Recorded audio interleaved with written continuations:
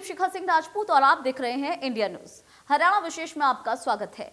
तीसरी लहर से निपटने के लिए हरियाणा सरकार एक्शन मोड में आ गई है और पंचकूला में प्रदेश के सरकारी अस्पतालों को 198 नई एम्बुलेंस की सौगात दी गई है।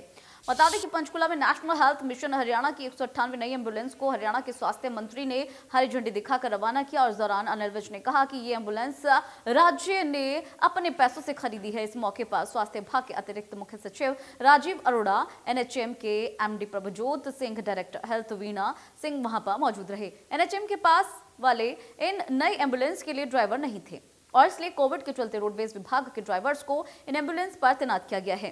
करीब 614 ड्राइवर्स एम्बुलेंस चलाएंगे और इनमें से 564 एम्बुलेंस पर 50 मोबाइल मेडिकल केयर यूनिट पर तैनात किए जाएंगे। रोडवेज और एनएचएम के बीच 3 जनवरी को मीटिंग में इस बात पर फैसला हुआ था। जो मोबाइल मेडिकल यूनिट्स हैं वो लॉन्च की गई हैं। ये चलता फिरता अस्पताल है, इसमें सारी सुविधाएं हैं।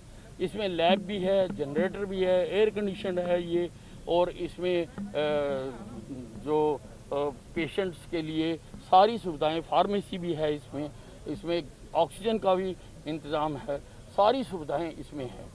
ये हरियाणा के उन क्षेत्रों में जाया करेगी जो हमारे स्वास्थ्य केंद्रों से दूर हैं, ताकि अगर वो लोग नहीं आ सकते तो हम उनके पास जाएं, उनको सेवा प्रदान करने के लिए इन बसों को ऐसी जगहों पर खड़ा किया जाएगा।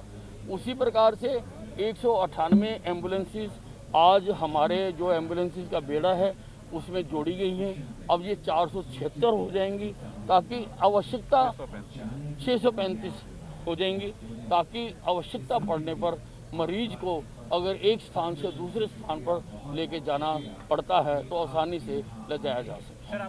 स्वास्थ्य सेवाओं का लगातार सुधार किया जा रहा है। एमआरआई लगाए जा रहे हैं, सीटी स्कैन लगाए जा रहे हैं, अल्ट्रासाउंड लगाए जा रहे हैं, कैथ लैब हमने हरियाणा में लगाई है। दिल का इलाज वहाँ किया जाता है, स्टंट डाले जाते हैं, डायलिसिस की मशीनें लगभग हर ज़िले में लगाई गई हैं। कोरोना आया तो RT-PCR हमने लगभग हर ज़िले में लगाई, केवल झज्जर को छोड़कर सारे ज़िलों में लगाई। इसी प्रकार से नई बिल्डिंगें भी बनाई जा रही हैं और भविष्य में हम स्वास्थ्य सेवाओं के लिए सारे हरियाणा की मैपिंग करवाने जा रहे हैं कि कहाँ पर कितने बेड का अस्पताल चाहिए, कहाँ CSC चाहिए, कहाँ PSC चाहिए, कहाँ पर कितने बेड्स होने चाहिए, इसका भी हम मैपिंग करवाने जा रहे हैं। हरियाणा में फरवरी से 33% क्षमता के साथ में स्कूल खुल सकते हैं। शिक्षा मंत्री कंवरपाल गुर्जर ने ये बताया है कि अगर परिस्थितियां ठीक रही और कोरोना के केस में कमी आई तो फरवरी महीने में एक बार फिर से स्कूल खोले जा सकेंगे। उन्होंने ये भी कहा कि इस दौरान 30% से 33% तक क्षमता से बच्चों को बुलाया जाएगा ताकि विद्यार्थियों को स्कूल का काम मिल सके और वो बिजी रह सके, लेकिन ये सब कोरोना के हालातों के ऊपर डिपेंड करता है। तो वहीं शिक्षा मंत्री ने यह भी बताया कि नई शिक्षा नीति के तहत 1100 प्ले स्कूल खोले गए हैं, जबकि इसी कार्यकाल में 4000 प्ले स्कूल खोले जाएंगे और इसके अलावा छठी कक्षा से बच्चों में विशेष हुनर आए, इसके लिए भी कक्षाएं शुरू की जाएंगी।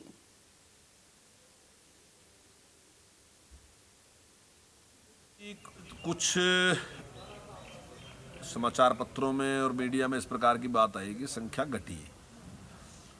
अब अगर मान लो संख्या घटती है, हालांकि अब एग्जैक्ट नहीं है ये बात कितनी घटी कितनी नहीं घटी, लेकिन अगर कोरोना के पेशेंट की संख्या घटती है तो निश्चित तौर से हमारा प्रयास होगा कि फरवरी मास में हम फिर स्कूल खोल लें। लेकिन ये परिस्थितियों के ऊपर निर्भर करता है, अगर पेशेंट घटेंगे तब, और हम उस पर विचार कर देंगे। अगर कुछ स्थिति ठीक होती है तो फिर चाहे भले ही हमने 30% या 33% में स्कूल शुरू करना पड़े तो उस पर भी हम कर लेंगे। एक बच्चा 2 दिन आएगा, फिर दूसरे बच्चे 2 दिन करके 3 ग्रुप में वो बच्चे आ जाएंगे, ताकि कुछ ना कुछ उस प्रकार का एक उनको मतलब पढ़ाना भी और उनको कुछ काम देना भी, ताकि वो थोड़ा बिजी रहें उसमें। तो इस प्रकार का हमारा प्रयास रहेगा, लेकिन वो सारा कुछ उस बात पर निर्भर करता है कि परिस्थितियाँ किस प्रकार की है। प्ले स्कूल वगैरह है जो जिस प्रकार से उन्होंने नई शिक्षा नीति में कहा है कि 3 साल का बच्चे का दिमाग पूरा डेवलप हो जाता है, तो उसको हमें अवसर देना चाहिए। तो उसमें हमने एक निर्णय किया, अभी हमने 1100 कुछ स्कूल अब की बार भी खोल दिए और इस कार्यकाल में जो हमारा ये कार्यकाल है, इसमें हमने 4000 से ज़्यादा स्कूल खोलने का इरादा रखा है। तो जल्दी हम उसको भी शुरू करेंगे।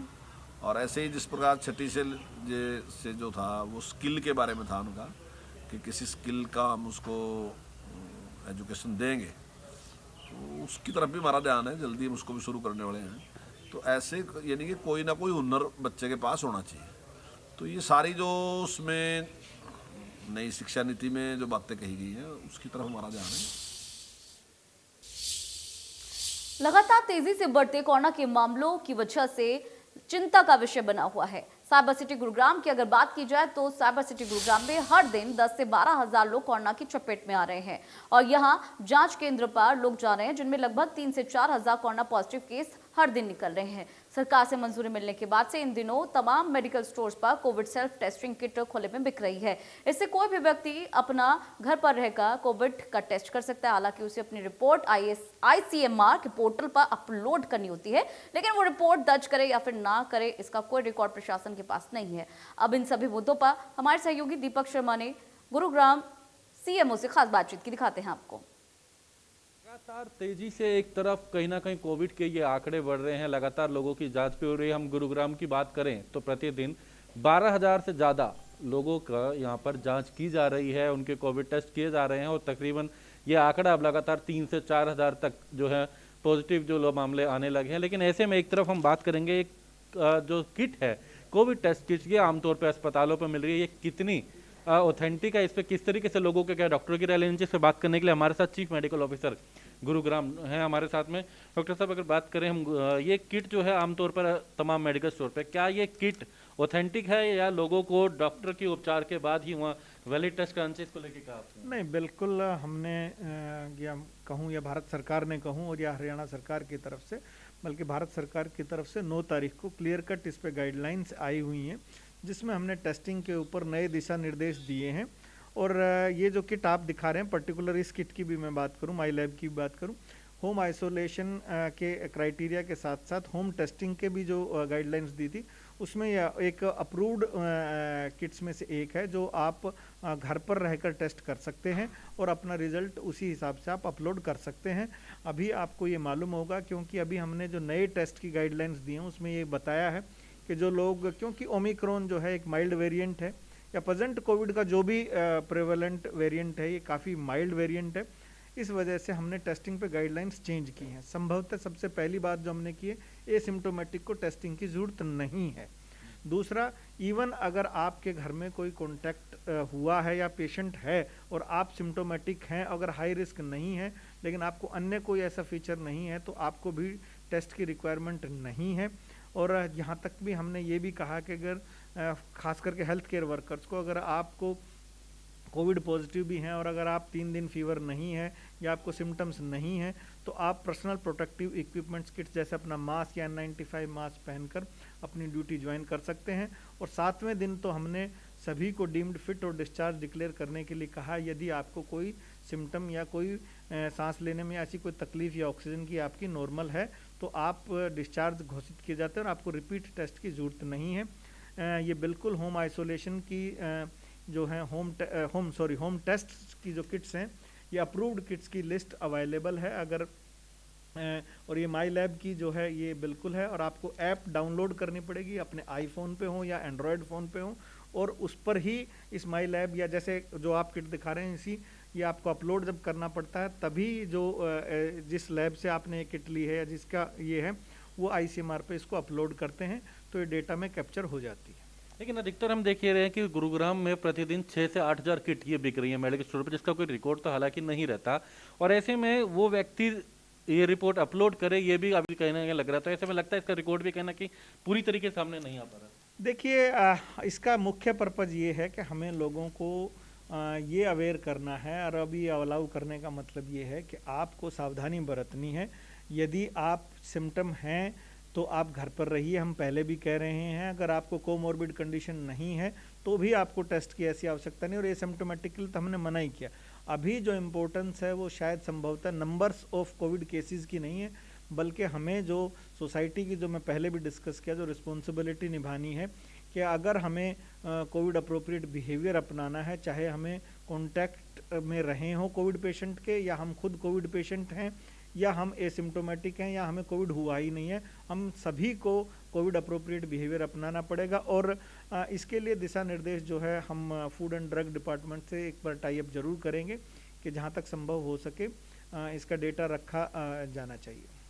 हालांकि अभी तक इसका डेटा नहीं है, लेकिन हम ऐसे में लोगों को जरूर कहेंगे कि सबसे पहले तो सावधानी बरतें, क्योंकि सावधानी में ही सुरक्षा है। और ऐसे में यदि आपको कोई मेजर कुछ प्रॉब्लम आती है तो जरूर डॉक्टर की सलाह ले, जांच करें। लेकिन सबसे बड़ी बात, इस बढ़ते आंकड़े को रोकने के लिए एक ही तरीका है, सोशल डिस्टेंसिंग का ध्यान रखा जाए, नियमों की पालना की जाए। गुरुग्राम से दीपक शर्मा, इंडिया न्यूज़। उप मुख्यमंत्री दुष्यंत चौटाला ने रेवाड़ी के लघु सचिवालय परिसर में 15 करोड़ 60 लाख रुपए की लागत से विकास परियोजनाओं का शिलान्यास किया। उन्होंने स्थानीय उद्योगों में 75% युवाओं को रोजगार देने के सवाल पर कहा कि पिछले 100 घंटों में 9000 से ज्यादा युवा हरियाणा लेबर पोर्टल पर अप्लाई कर चुके हैं और उद्योगों में युवाओं को रोजगार देने को लेकर 4 राज्य सरकारें हमारे लेबर विभाग से संपर्क भी कर चुकी है। नियम 134 के तहत बच्चों को दाखिला न मिलने पर उन्होंने कहा कि मेरे संज्ञान में यह मामला नहीं है, फिर भी अगर कोई स्कूल फॉलो नहीं कर रहा है तो डीसी से शिकायत की जा सकती है। आज पहले तो 7 ऐसे मेजर रोड जो रेवाड़ी जिले को एक स्ट्रेंथनिंग का नेटवर्क देने का काम करेंगे, उनका इनॉग्रेशन था। साथ में तमाम ऐसे प्रोजेक्ट्स जो अंडर कंस्ट्रक्शन है या इन फ्यूचर जिले के विकास के लिए कारगर साबित होंगे, उनका रिव्यू किया गया है। 2-4 प्रोजेक्ट्स में डिले था और वो delay inter departmental timeliness consultation ना होने के कारण है। डिप्टी कमिश्नर की भी जिम्मेवारी है और साथ में डिपार्टमेंट के जो डिस्ट्रिक्ट लेवल अधिकारी है कि एक हफ्ते में इंटर डिपार्टमेंटल ग्लिचेस को पूरा कर चाहे वो हेल्थ का पंचायती राज के साथ लैंड ट्रांसफ़र की बात हो CHC बनाने के लिए, या हेल्थ को आगे एडमिनिस्ट्रेटिव अप्रूवल लेने की बात हो, सबके आदेश दिए गए। और मैं उम्मीद करता हूँ कि जो हमारा प्रयास है कि टाइमलीनेस के साथ बेहतर तरीके से प्रदेश आगे बढ़े, इंफ्रास्ट्रक्चर स्ट्रेंथन हो, इसके ऊपर हमारी सरकार काम कर रही है।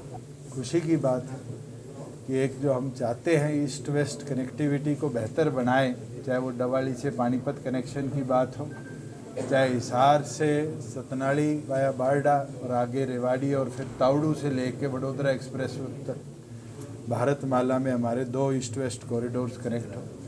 मैंने उनसे भी आग्रह किया है और स्वयं मैंने भी गडकरी जी से आग्रह किया था कि इसको भारतमाला 2 में टेकअप करके हमारे इस क्षेत्र के विकास के लिए एक महत्वपूर्ण चेन लिंक बनाने का काम।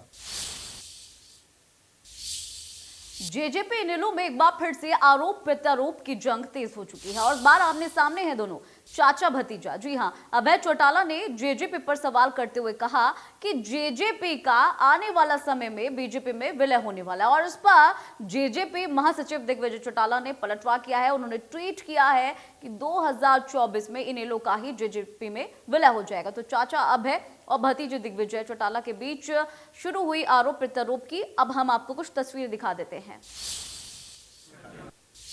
भाजपा के बिके हुए लोग हैं। आप बहुत जल्द ये भी सुनोगे कि जजपा का और भाजपा का गठबंधन नहीं, दोनों का विलय हो गया।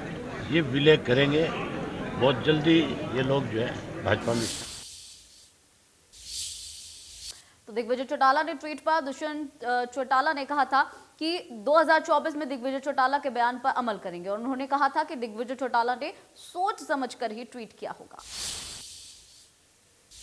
सोच के कहा होगा और हम तो पहले कहते हैं, कोई नई चीज नहीं। लोग हमारा विलय बीजेपी में कराने की बात करते हैं, पंजाब में तो उनका विलय जिनके विरोध में वो थे उनके साथ होता दिख रहा है जी। वो दिन दूर नहीं, जिस तरह लोग छोड़ कर उनको जा रहे हैं और हमारे पास और मजबूती से आ रहे हैं। मैं मानता हूं कि दिग्विजय ने जो बात आज कही है 2024 पे, उस पर हम अमल करवाने का भी काम।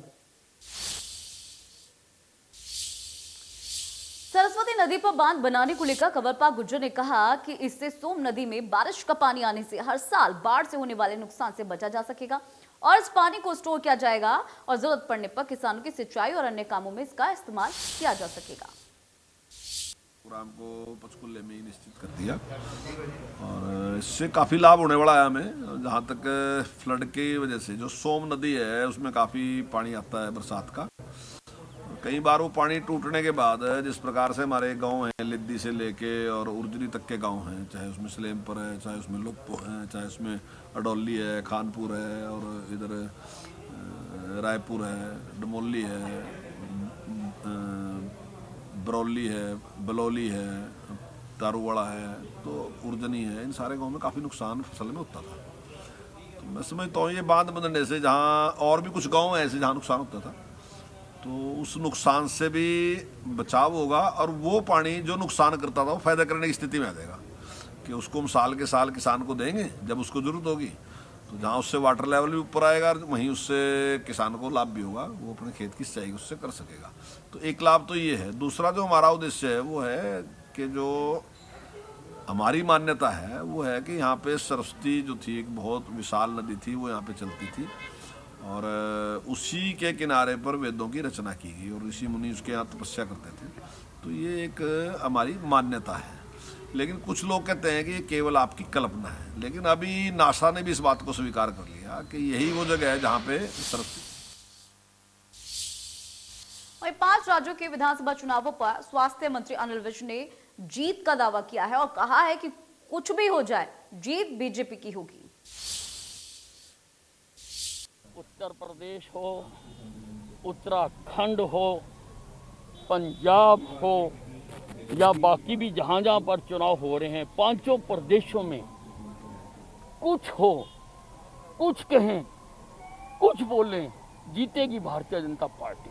क्योंकि आज नरेंद्र मोदी ने राजनीति की दिशा बदल दी है।